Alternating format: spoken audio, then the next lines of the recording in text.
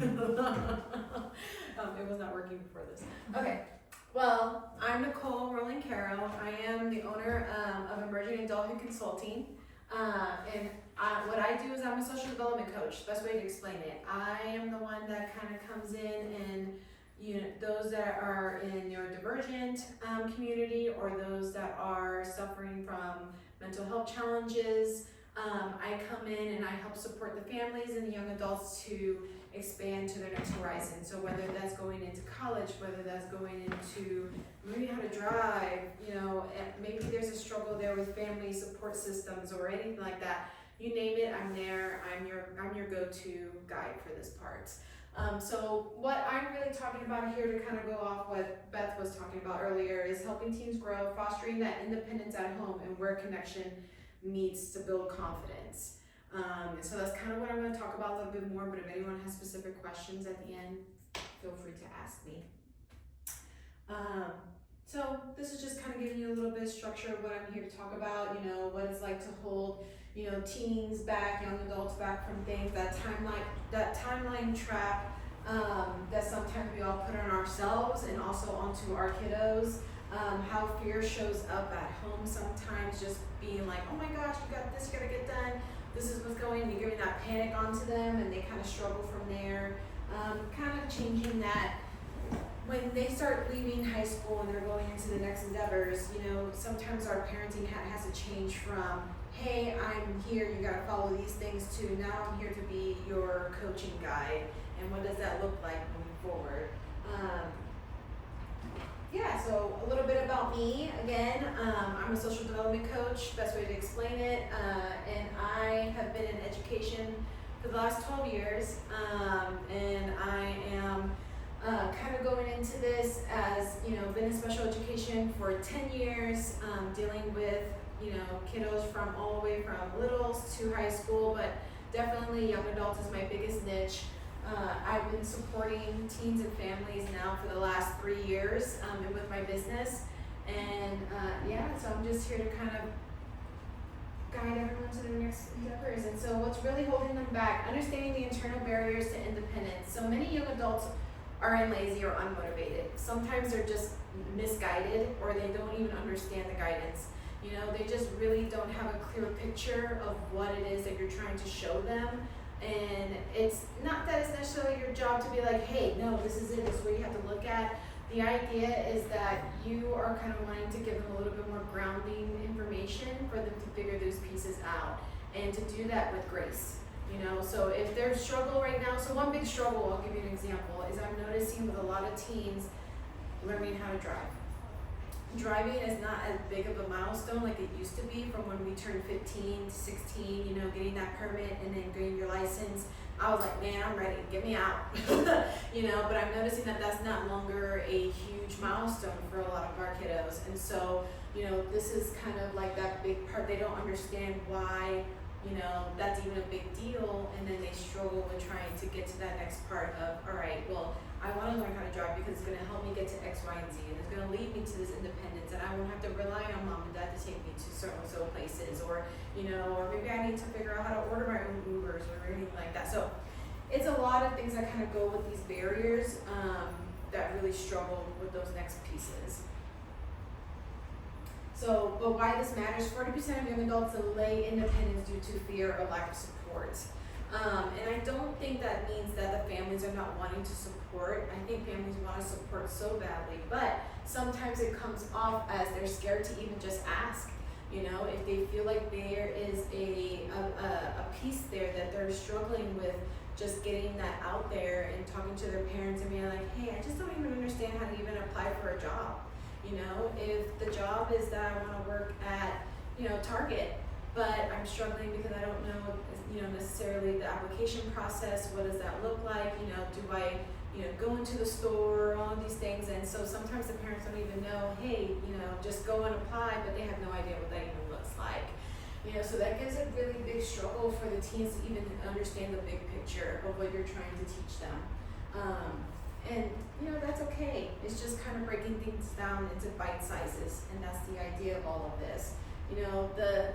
So what's holding them back most of the time is that fear of failure, fear of judgment, You know, fear of uncertainty and fear of letting go to what's familiar. That's the biggest issue that I'm seeing with a lot of our guys right now, is that letting go of what's familiar. If they're used to, especially things got real cozy after COVID, honestly, it really did. Everyone got really used to, you know, what's in front of our screen, what are our processes that we're dealing with here, and how do we even communicate differently at this point, you know, especially going into, hey, you're going into a whole new territory that maybe we weren't sure how to really train you into, but the fear of just being like, you know, I'm not sure how to kind of let go of those training wheels, because that, I'm a little worried what that's going to look like. And that's okay, but we do it together, you know, that's the idea. So the timeline trap. So one thing that I have always noticed, and I think a lot of society has put pressure on us for these kind of things, is, you know, hey, when you're 16, you get your driver's license. When you're 18, you graduate from high school. When you're 22, you're graduating from college. You should have your career by then too, you know, and also you should be moved out of the house, you know, and you need to kind of follow all these guidelines. It's like this imaginary roadmap that everyone seems to think that we have to follow, but it's just a trap. it's a cycle wheel that doesn't need to happen, because everyone is on a different road, different path, different car. Some are on gas, some are on, oh my gosh, what is it, electric?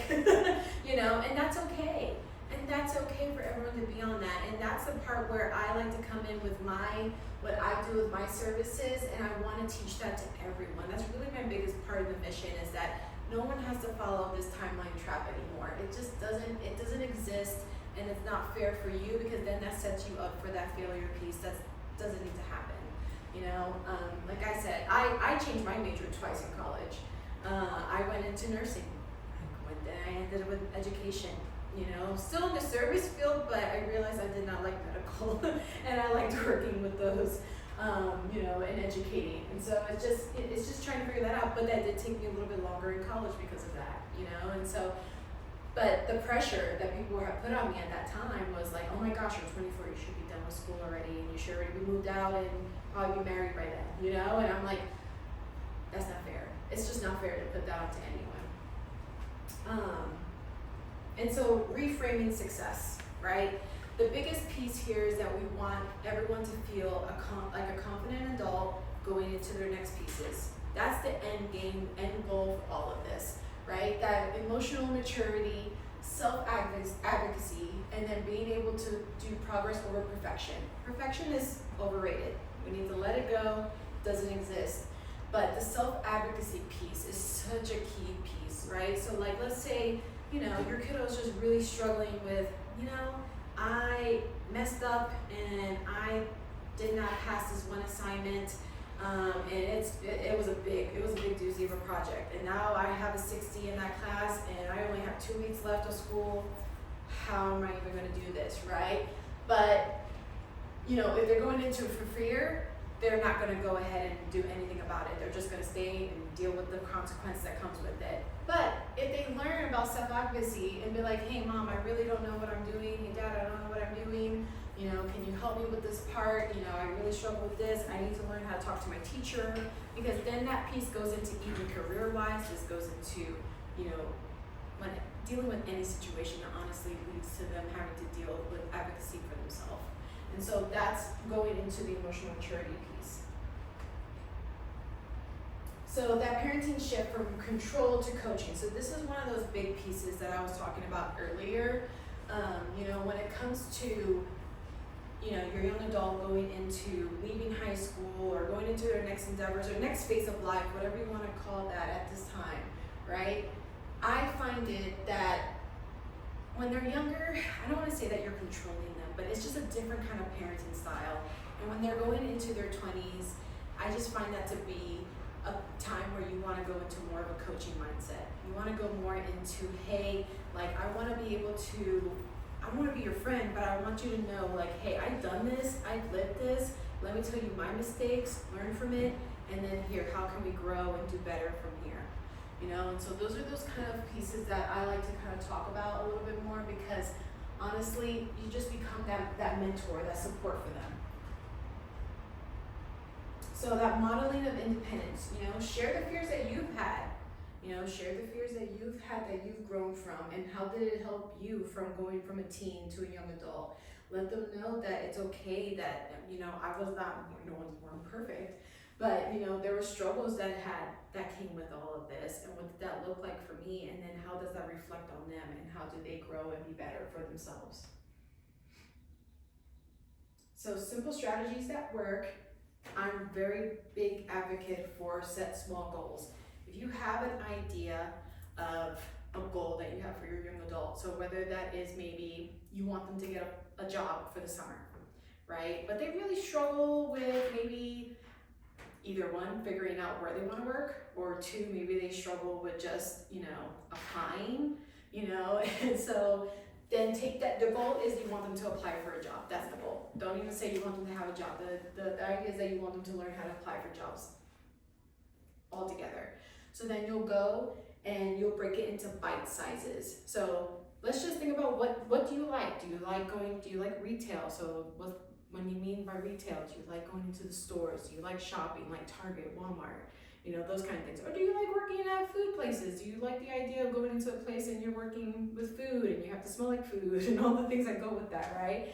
And then you break that into pieces there and you're like, okay, so what would you like about it? Do you like the customer service part? Or do you like the idea of working with other coworkers? Or do you want to be just working by yourself? Like, what does that look like? And then you go ahead and you create a system where you are like, all right, so then we've narrowed it down. You decided that you like Target, Walmart, and I'm gonna go with Target, Walmart, I can't think of any stores right now. But those are going to be like the two main focuses, and then you're gonna look at the jobs that are available for them, right? And then you're gonna be like, all right, do you like the cashiering part? Do you like the idea of being, grabbing carts? Do you like the idea of working in, the clothing department? And then if those are the jobs that are available, then you apply. Right? But you helping them kind of every step-by-step piece. And that's what I like to call bite sizes. And I think that goes a long way with making them feel reassured about it. And then celebrate. Celebrate those small little steps each and every way. It's a little milestones. It doesn't have to be anything super exciting. It's just, how do you help them with those parts? Now, natural consequences. This happens, right? So let's say they get an interview at Target, and you thought, man, they're gonna love my kid, they're gonna think the moon of them, and then they did not get the job, right? Now, it's hard for them because they're like, man, I thought I was gonna get that job, and you thought so too, because your kid is awesome. However, the store decided to go a different route, and that's okay. These are natural consequences that are not necessarily negative. Take that as a learning curve. Be like, okay, maybe something in the interview didn't go a way you thought. What were the questions that they asked you? Oh, they talked to you about, your people skills. And what did you tell them? Oh, I don't like people. And so that's how that conversation you can build that network together and be like, all right, well, maybe that's not what you should have shared in the interview. Let's kind of expand a little bit about that, and how do we work towards that? And then encourage that decision making. Right? Sometimes we really struggle at that time of frame, because frontal lobe is not developed yet, right? So we struggle at that time of life, and you're like, oh, I don't really have good decision-making skills as it is. So, just help them with brainstorming, the problem solving, thinking things through a little bit more. So a challenge that I always want to offer people is actually your teen to choose dinner for the week and plan the grocery list. This is a great way to even start this decision making, or making them feel responsible for something in the home. I always find this to be a fun challenge, and they're gonna pick the most weirdest thing, probably just maybe mac and cheese with ketchup. I don't know, I've seen that. But you know what? Let them do it. It is what it is. This is what they decided on. It's a great way for them to start having some responsibility at home.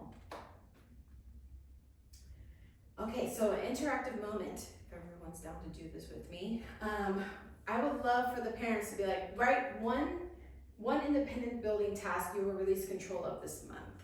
Something that you feel like I can let my kiddo handle on their own, and let them write it out, whether it's good, bad, or ugly. Maybe it's their laundry. Maybe it's, them taking the trash out. Something that typically, like, you feel like you have to hound on them to do, but like you really kind of keep a watchful eye on, but you're like, okay, this one time I'm just gonna let them know one time, and this is their responsibility, and see how it goes.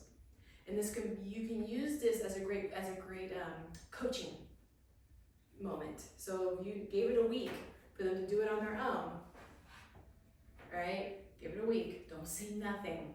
You just know that you gave them that the expectation is there. And by next Sunday, they have not done it, or maybe they didn't do it right, or maybe who knows what they did. But it would be a great opportunity for you both to use this as a coaching opportunity for you guys. So pretty short and sweet, so I'm gonna wrap this up. But one of the key takeaways I want you guys to take with you today is that fear is natural and not the driver, all right? It's part of just kind of learning some new different unknown aspects of what your young adult's going into. We don't need to control the path. They just need to walk it, and just, you're just there as a guiding force with them. But that's my quick little spiel on, working on independence. I love to stay connected. I am on social media, I have my website and all these fun things. I do have toolkits available on my website for you guys to check out. I have some webinars with some different topics you guys can check out too on my website. I'm really growing, with some different topics that I love to keep on talking about when it comes to social development. There's a lot of key pieces there that kind of go into it. And yeah, if you guys have any specific questions or anything like that, please let me know. So specifically, what do you do? Like in terms of like working with the teens? Because you talked about quite a few things. Yeah. But like how, like specifically, what I do, yes. So I can kind of go a little bit more into that. So what I do is, it really depends on the situation. I wear a different hat for each client that I have, but when it comes to those that are in their teens, I can work on executive functioning skills. I can work on, if it really is specific to what the family's need is. But if they are looking for, maybe if there's struggles with their academics, staying on top of their things, or is it maybe more of like social skills that they struggle with, I can work on that too. So tell me about that. What would that look like? Depends on the situation, so you have to tell me. Like, the more I know, the more I'll know how to kind of help. So basically, because you talked about advocacy, yes. That's one of the things that we're working on, because she's not very expressive. Okay. Like, so in general. Okay. So working on, communication and just socializing in general. Yeah, got you. That helps. Thank you. Because I'm like, you gotta guide me. That's part of. Then I would call that more of the executive functioning / social skills piece that would really tie in really well together. We would have to do a little bit more role playing, social development pieces. Like, what is it specifically you struggle with? Is it the anxiety?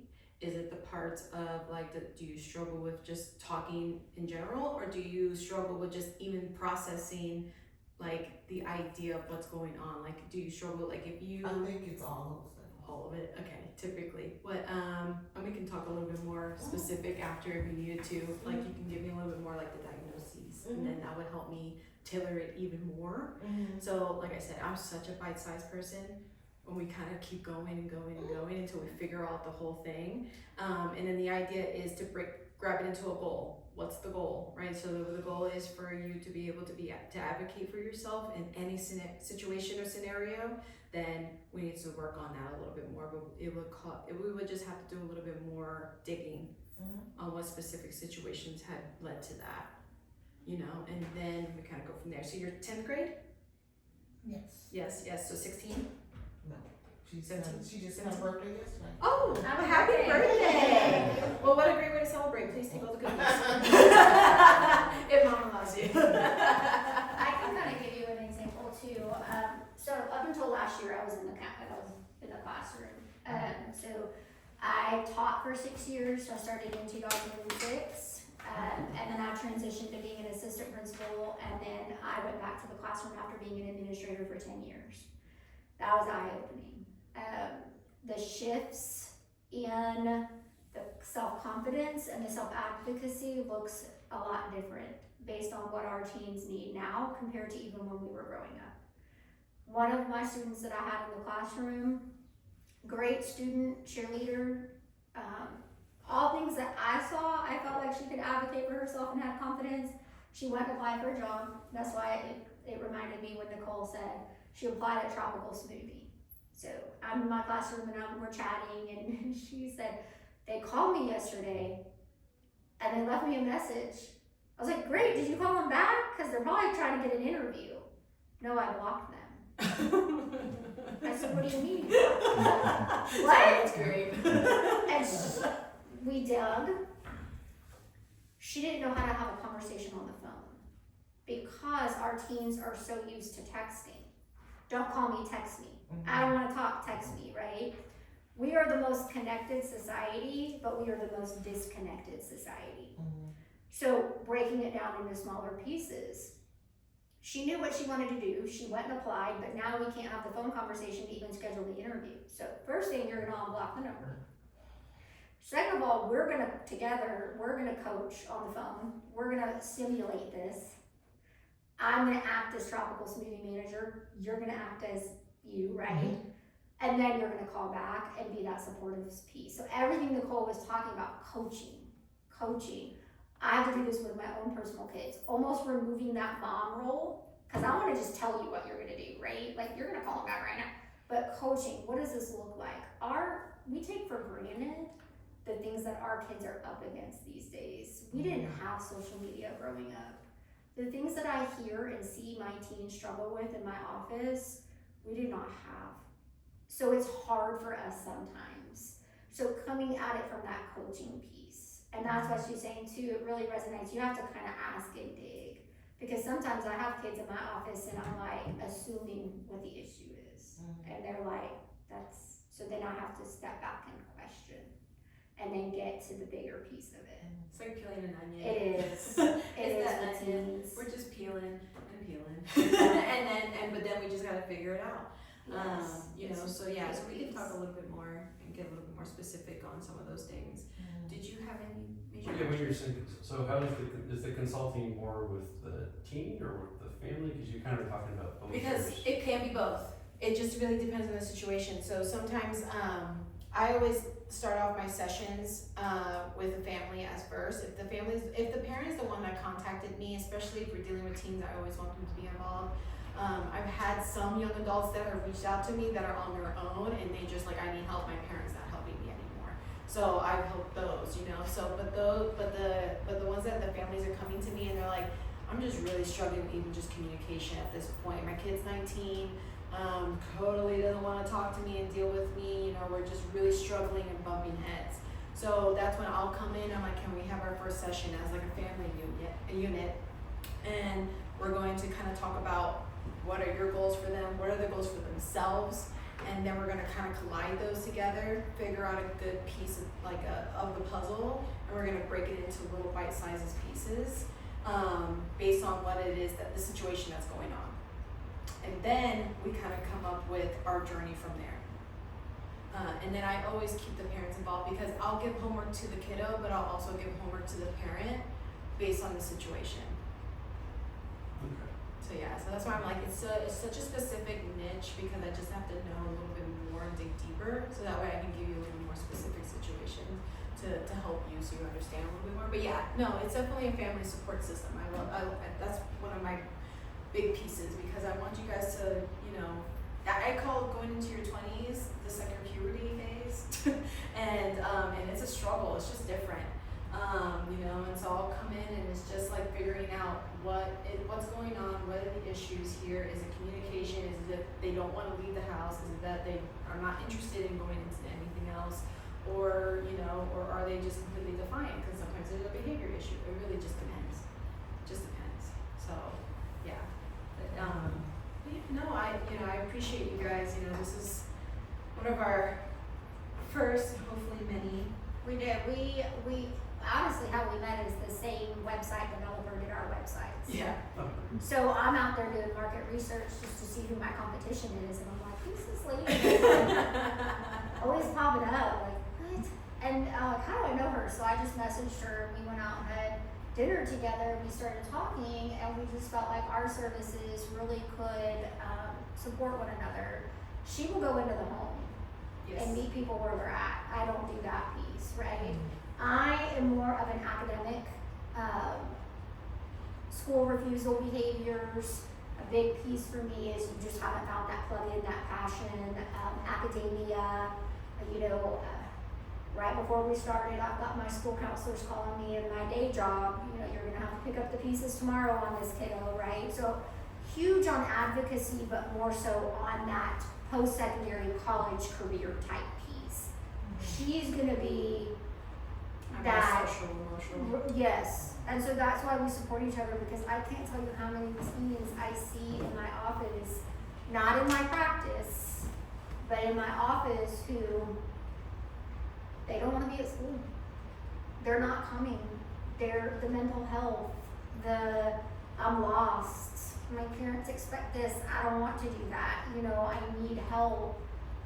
She's an opportunity to come in and she's not in that parent role, so that helps, and be a coach and meet them where they're at. Why we think we complement one another is because a lot of times kids can have those mental health needs when they don't know about themselves. They don't really know what it is that makes me tick. My parents expect me to do this. I don't necessarily want to do that. I want this information. That's when she too can help with some of that family communication. So that's why we thought our services really complement one another. Again, I'm more the academia, and she's more of that social, emotional, and support piece. And kids need both. They really do need both. I always say, I'm like, even I've had some people that are like, well, our kids need a therapist. I was like, I find that we even go hand in hand sometimes, because they're going into a building and they're, getting talked through stuff that's going through their head, where I go into the home and I'm more of like the muscle guy. And I'm like, all right, so what's going on? What's happening? How can I help?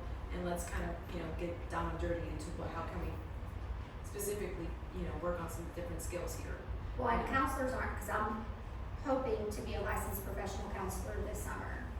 Counselors often will not do that. They're not going to go into the home. They're kind of paralyzed, or that's not the right word. They're kind of anchored to what insurance will allow, right? Insurance is not going to allow that kind of innovation. The difference between something like life coaching is more solution focused. Counseling is more help me unpack what's happened. Both have good use. I see Nicole as more solution focused coaching, whereas me, when I become an LPC, it's going to be what's happened, let's unpack that, let's process that. Then let's look at some of that solution focus where Nicole can kind of help take you forward. For example, I have OCD, I have anxiety, I have since I was 9. There's an amazing person in Allen that specializes in OCD. He no longer takes insurance because he takes people to the mall and makes you touch all the elevator buttons and all of the hand, and it's exposure therapy. Well, you can't do that with insurance. Nicole, you've been to like driver's ed places. I've seen her doing it on the internet. She's in all these places, and that's what's going to differ for us is I'm not on site doing those really cool, innovative things, and a lot of counselors aren't because we just ethically can't for whatever reason. She can in that role, so that's kind of where we feel like we complement one another. That's the part that I love. So what type of clients have you had with nonverbal or autism or severe ADHD Yeah. or what? All of it. You name it, I've dealt with it. So it really just, that's why I tell you, the more I know, the more I'll specifically be able to tailor your menu. It's the best way to explain it. Because then it's just, I can't just say, oh, this is it, this is my program, this is how it perfectly aligns. It's not true. It's just like that timeline track, like I keep talking about. It doesn't exist. So it's just really specific to what the major issue is. What is it that you feel like your family needs help with? What do you feel like your young adult really needs help with? All right, then let's make an actionable plan. What does that look like? And then we'll kind of go from there. And I always call it, we're training for a marathon. We're not training for a 5K. It takes time because they have been in their way for a very long time. And we need a little bit, we have to build trust and relationship too. That's key in order for anything to be successful, especially with my neurodivergent friends.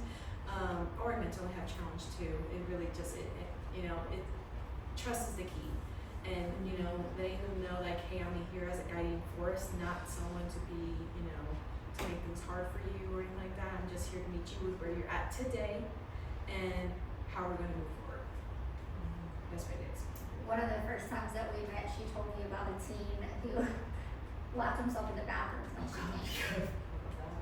And she said, I was out the bathroom. I was like, okay, well, I'm here when you're ready, you know. And so he finally came out, and then they're working together. But that is the thing too. Even with what I do with the academic piece, if they don't trust you, and I'm the same. I mean, even as an adult, like, if I don't trust my doctor, I'm not going back, right? So that relational piece is so important. When I meet with my students, and I do most of my services are Zoom. My career assessment piece is at the Frisco Public Library. I like to do that one face to face just because I like to sit with them when they take it, because some of my students will overthink, and because it's an interest inventory, you really need to go with gut. So I'll sit with them while they take it. But then all my other services where I'm doing 4-year plans and college apps and all of that normally is through Zoom. But I'm always asking about their day. How are things going? One of my teens does not like his AP Lit teacher. He's just constantly on him. So I'm like, how's that teacher going? Let's think about it. So there's a lot of that relational and building that trust. It's building blocks. It is. But we've both been working with teens. I think this is my 20th year in education. Yeah, this is my 12th year. So, I mean, you've worked with some behavioral Yes. kids. So and that's my background, just so you guys know. Like, my background is in the behavior units of special needs. So that's why I said I've seen it, I've dealt with it, you name it. I have a hat for it. That I had specifically done for the last 10 years was the behavior unit and social skills development. And then that's kind of how I took my niche a little bit and made it into my own, and that's how my business was developed, was from that. Yeah, so yeah, if you guys, you know. We'll be doing more of these. We really want to give back to the community. That's why, you know, sometimes you go to these and it's kind of a sales pitch. That's why I was transparent to say some of those interest inventories you can find online. It's just the interpretation piece. It's the counseling and coaching piece. I also just worry that some of those wouldn't be as reliable or valid, but you certainly can find those. But we wanted you guys to walk away with some things that you could really think about and kind of implement and use. In hindsight, this is a hard time of year for people. May, it's graduation, it's AP testing, it's exhaustion for the end of the school year. We'll probably do these in the fall on different topics. So yeah, so just, and I know you heard about me from Chastity. How did you hear about this workshop? Just curious. My wife's shrink. Oh, okay. Emily Kelly or something. Okay, cool. I was just curious because we were trying to figure out, like, how do we really advertise this? You know, we had gotten a sponsor that was interested in sponsoring for this event, so we're very grateful for it. they paid for the space. Yeah. We're thinking about even pushing into homes and doing like a charcuterie in college where, you know, somebody comes and gets 10 of their friends, and we go into the home and there's a charcuterie board and we just talk through it and resources. Like I said, we are the most connected, but we're the most disconnected. So we're looking at just kind of sitting down with people and chatting. It's a passion of ours to really just put out content and resources too. I mean, we're educators by heart, so it's just hard. Yeah. So we're just here to help, and you know, the best way that we can support. You know. So we're doing, is it just always one-on-one, or have you ever taken a couple of kids together? One-on-one. Okay. Mine's one-on-one coaching. Yeah. And that's why I say, like, I go into the homes. That's what she was talking about. Right. So I'll come into the home, and then we'll kind of go from there. But yeah, it's one-on-one coaching supports. I have not gotten to the part of class yet because every client that I have is so different. There is no way I can kind of put them all together in one hat. You did try to like go into those like social skills thing, but he ended up like being terrible. He hated the whole thing because he felt like he can do things if he wants to, he just doesn't want to. And he's with kids that are like nonverbal, and it was just like awful for him. That's why I was like, I like the one-on-one supports, and then we kind of work on things from there. How old is your kiddo? 18. 18? Yeah. Okay. Senior? Yeah. Okay. About to graduate and all the fun stuff that comes with that? Yeah. Okay, cool. Okay, and does he have ADHD? Yeah. Okay, I was just trying to think of what you were talking about. And then he just struggles socially? He's just going through some stuff right now, so he's Okay. processing. Okay, He's always had a severe food allergy, which is like, yeah, makes him a little more cautious anyway. Yeah. a little nervous. Nervous Nelly when it comes to those kind of things. Totally get that. A lot of kids are not liking the group.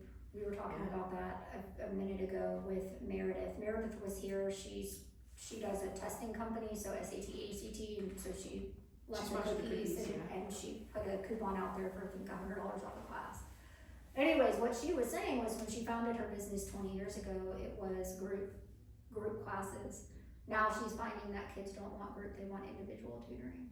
So, and again, it goes back to we're the most connected but most disconnected. I see kids all day long with their face in their screen, and so we've got some students who are substance abuse, and so research shows the best way to help students through substance abuse is group counseling. That is research based, it's the most effective treatment. They don't want to do the group. So they'll get out there.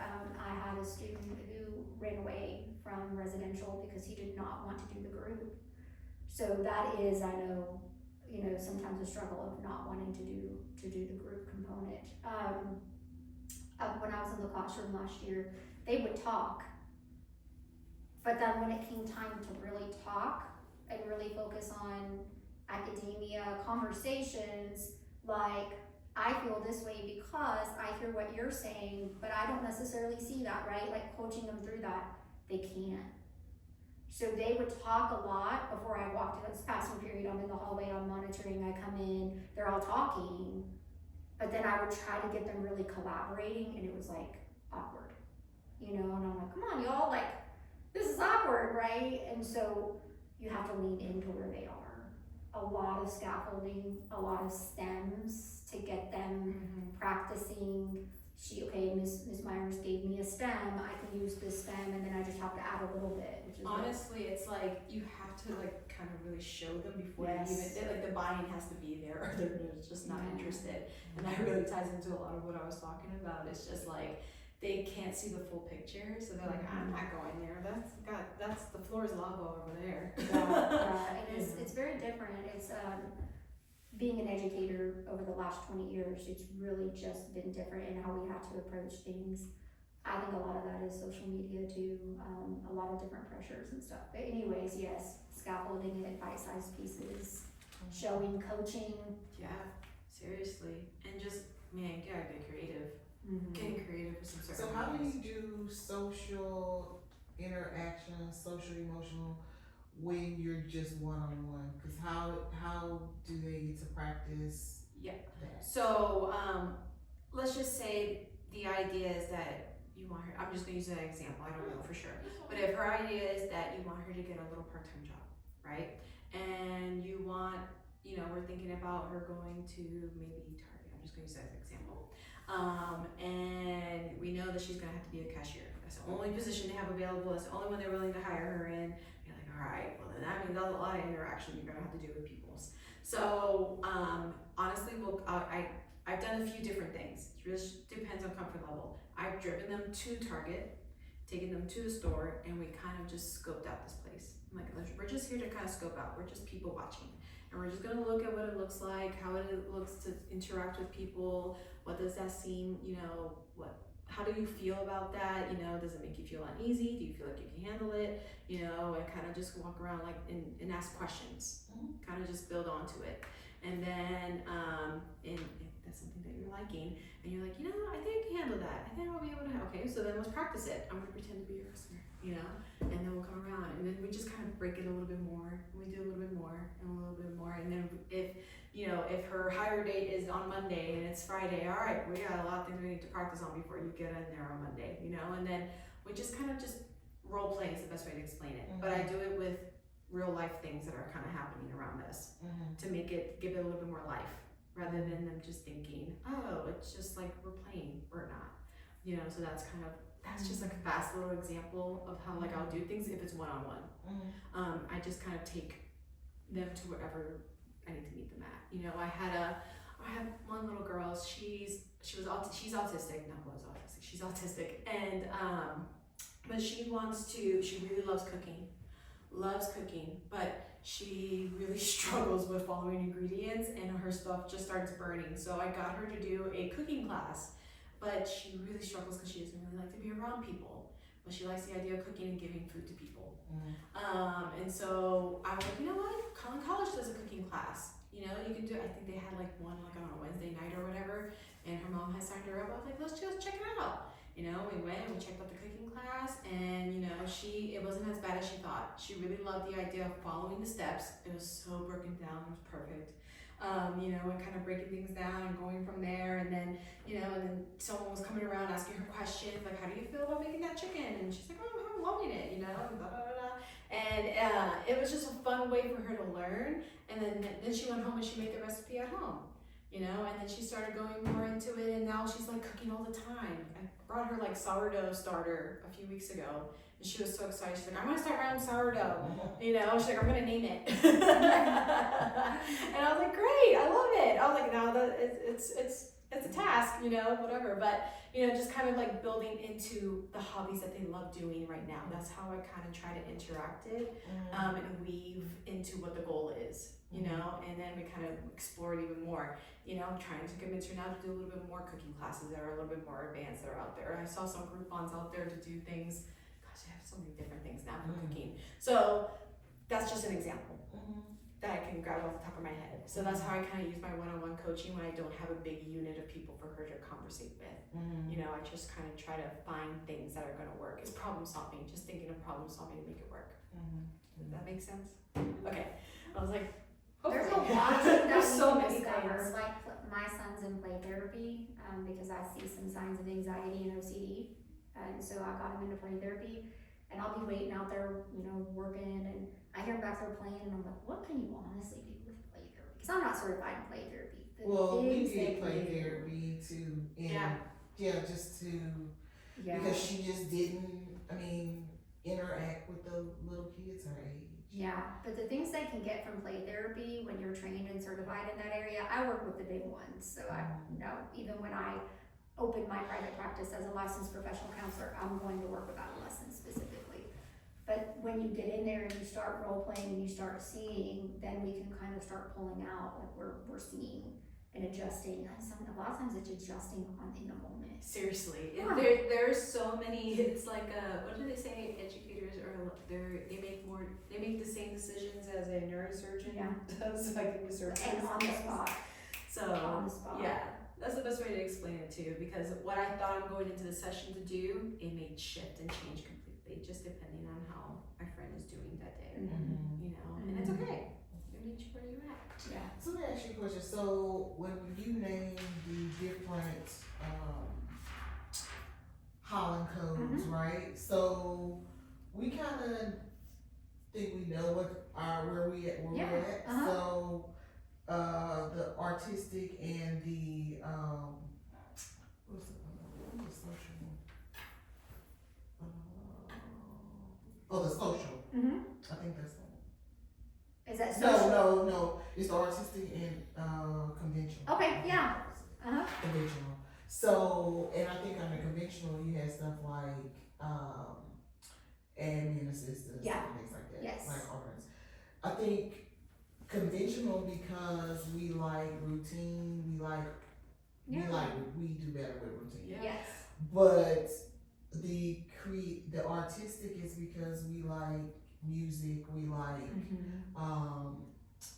characters and just different things, developing stories and stuff like that. So trying to figure out like what to do with that. Sure. So it's almost like we kind of know where our sweet spot is, but then now What else is there to do? Yeah. like how you talked about, like exploring careers and how to kind of start narrowing that down. Yeah.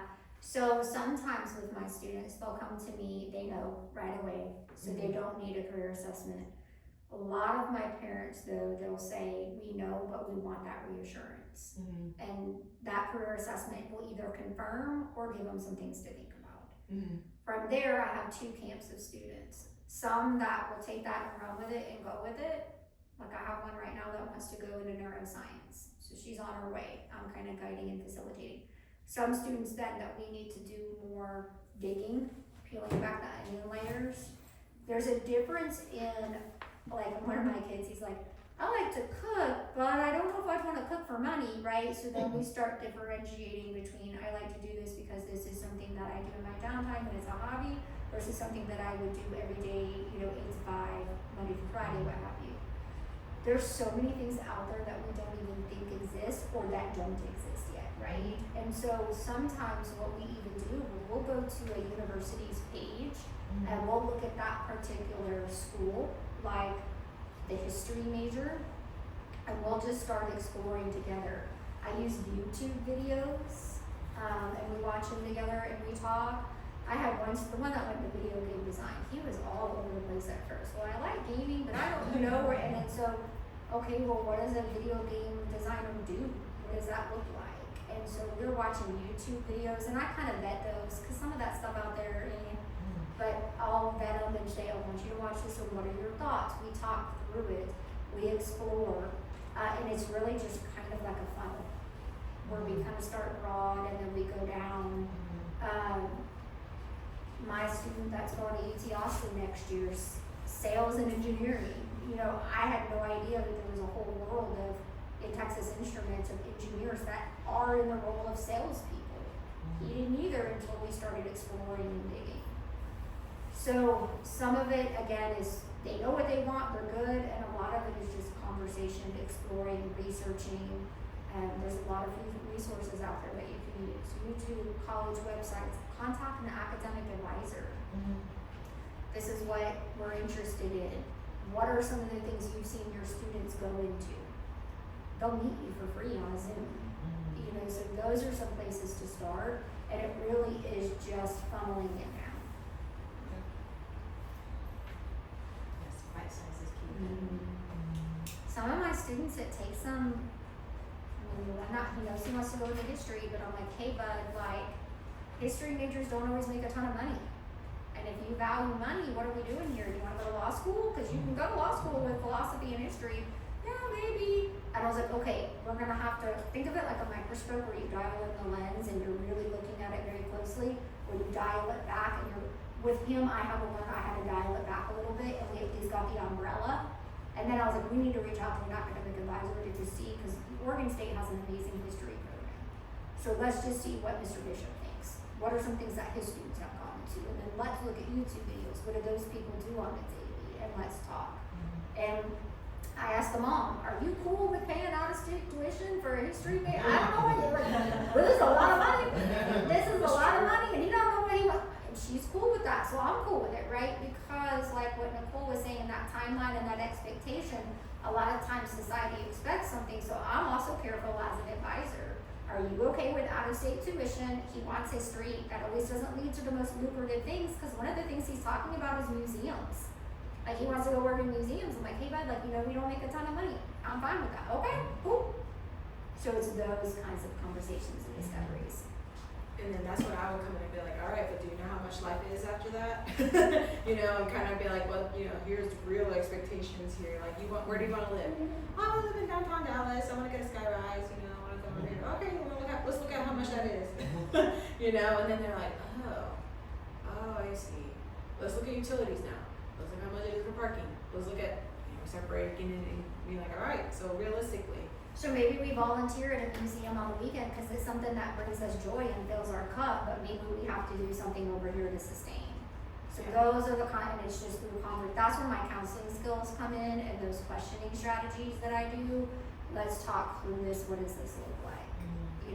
And hey, listen, if you're fine working there's nothing wrong with working at a museum. You're probably gonna make about $30,000 a year. He's okay with that. Okay, well, you do you, right? But I need to at least have those conversations with the parents that are probably paying for college and with the student too.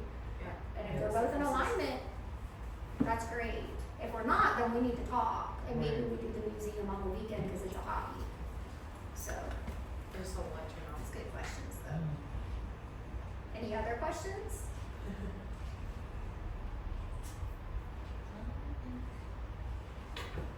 Did did y'all get some stuff out of it at least? So Yeah. it's a smaller group. This was our first one, so you guys can be brutally honest. Yeah, it's a We will smaller learn, group. we will learn and, you know, we get better, you know, but. And we will do it again, but it would probably be in the fall, like I said, just because May is tough. But we do want to give resources and content. So reach out to us if you think of anything when you leave. We each have business cards out there. We've got QR codes that go to our websites. I do, and I think, Nicole, do you do free consults? Yes. Yeah, we Yes. both do free I consults. got the discovery call on our website. Yeah. So we both do free one-on-one consults where we sit down and talk with the family and just see the need to get to the specificity of it. And then we kind of, okay, we think this would be a good next step. Like I met with a family this week. A good next step is the career assessment. I met with a family last week. She knows so I'm gonna just recommend the college application process because I've really got two services. One is kind of that self-discovery and one is that college application process. But you also, I thought I heard you say like you help with connecting them to kind of understand what it looks like. Yeah, Because I think that's kind of where I do. you're Yeah. like, I do. I really, anything that's gonna be post-secondary is my niche, right? So if I have a student come to me and she wants to be in neuroscience, like, hey, she's ranked. So she's gonna get, the state of Texas, the top 10% is auto admit. So we don't have to necessarily worry about holistic review, she's auto admit. Now she wants to go to UT, they take the top 5 to 6%. Plus it doesn't guarantee her major, which is neuroscience, which is highly competitive. So it's like, hey, listen, I'll be real with you, like, it's great. Everybody that's applying is gonna look like you on paper. So how do we set ourselves apart now? I've been thinking about that. So, okay, let me guide you through that piece, which is going to be job shadowing, internships, volunteer. She's actually going to India this summer, and she talked about doing some volunteer work in medicine in India, but her parents didn't know if it would be less than because she's not in the States. And I said, nope, let's spin this, reframe it, let's rework it. Talk about multicultural perspective and cultural sensitivity in the world of medicine and how you have the perspective in India and the perspective in the States, and no other student's gonna go that route, I can tell you. And that's what's gonna set you apart because you are looking at it from a cultural sensitivity piece, which is like so huge in medicine. So she just got all kinds of excited. Oh my gosh, I was so excited. I thought it was gonna be seen like less than. No, these are beautiful experiences if we know how to portray them. That's right. So that's what I help students do too. I used to teach high school English, so I know how to teach writing. So I can show all of that through a beautiful piece and coach her how to do that now. So she's super excited because she thought it was gonna be less than. Let's reframe that. That's a great experience. So yes, I do kind of show them, this is my path. I know what my path is. Help me to build that path to then show a college that I'm fit to major. Or I'm gonna go to trade school. What are some certifications that I can explore? HVAC makes more than I do, right? And so there's not always just college. Right. So Yeah. Okay. yeah. Thank y'all for coming. We appreciate Yeah, it. I love that you guys are here, and we have, because we had so many people that were interested to be sponsors. We have, for you lucky guys coming, you get 1 hour. If you golf, Yeah. or give it away to somebody. There's somebody, right? And then cookies, please take, because we don't want to take those home.